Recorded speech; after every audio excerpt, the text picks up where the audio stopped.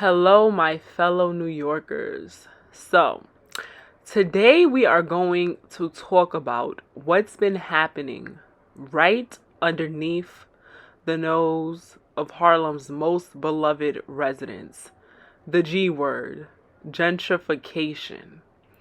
Now, experts generally agree that gentrification causes displacement. That's not news to most of us. With gentrification comes indirect displacement and direct displacement. Indirect displacement is exclusionary and refers to the sense of isolation friends and family members may feel when their loved ones move out of the neighborhood due to a 50 to 60% rent increase. Or it can refer to the sense of isolation they may feel from the influx of high-end restaurants and boutiques being developed right across the street from where they lived for years. And most can't truly afford these high-end brands unless we're talking about keeping up with the Joneses.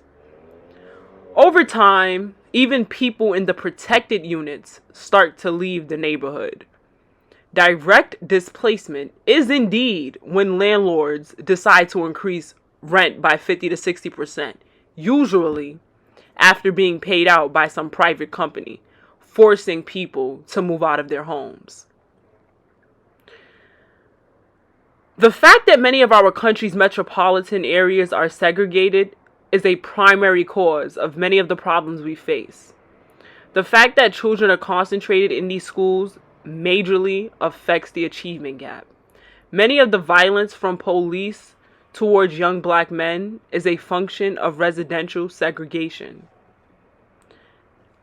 As Richard Rothstein stated, if we didn't have as much residential segregation, police would work to protect and serve their community, not as occupying colonial forces, and young men would not be hopeless because they're living in communities with no jobs or no access to jobs, and attending schools where our teachers have problems accommodating the overwhelming difficulties they face.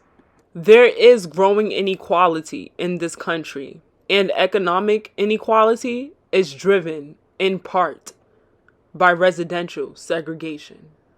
So how long have you lived in Harlem for? I've lived in Harlem for 16 years. Wow, and I came here, I was 4.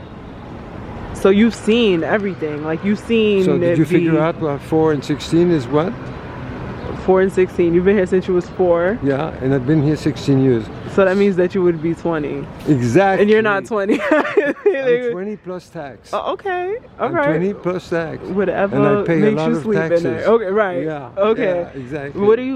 What are your thoughts on the current climate of the neighborhood? How have you seen the neighborhood change over the years? Like, what are your thoughts on it? It's very obvious that the neighborhood's changed from totally, I would say 85% black to now about 65% black. Mm-hmm. So a lot of white folks moved in. Definitely. Which did not necessarily mean make black folks that happy. Yeah, because it's definitely, I mean, like, landlords are raising rent by 50 to 60% and pushing people out of their neighborhoods. Yeah, it's definitely. I went to get my laundry this morning. Usually it's $16. This morning it was 28. So everything goes up. Definitely. The rent, the coffee, everything is up. This is 2022. And you lived here for years. Yeah. So. Yeah, it was cool then. It was cool then. Now it's not so cool because there's a recrudescence of crime in New York. Crime is high in New York. Mm-hmm. So crime is high in Harlem as well. Exactly. It wasn't, but it now is, and I think it's basically due to the pandemic. So many people were frustrated for 2 years. They couldn't move, they couldn't do, and then they come out of that and they don't know what to do with themselves. So all of a sudden, you saw that the woman was raped at 123rd. Yeah. Yeah, there is a lot of crime rising. So, yeah, I've seen it change a lot. Even against but so has everything changed a lot. You've changed a lot since I last saw you. Yeah. Remember, we were 15 the last time I saw you. How old are you now? I'm 21. 6 years later, I see you. You've changed so much. You used to be that high. Oh wow! No, you have a lot of charm, and it's nice to talk to you. Thank and you. if there's anything else I can answer, let me know. Okay, well, what changes do you feel like need to be implemented for there to actually be like, what do you feel like is the solution to gentrification, so to speak? More so like, what policies do you feel like need to be implemented? You talking about Harlem specifically, or you talking just in general, like gentrification of marginalized communities in general? The list is long. It's a long, long list. So I'm not sure that I can actually tell it to you in one sentence. I have to think about it so it can make sense, and so on and so forth.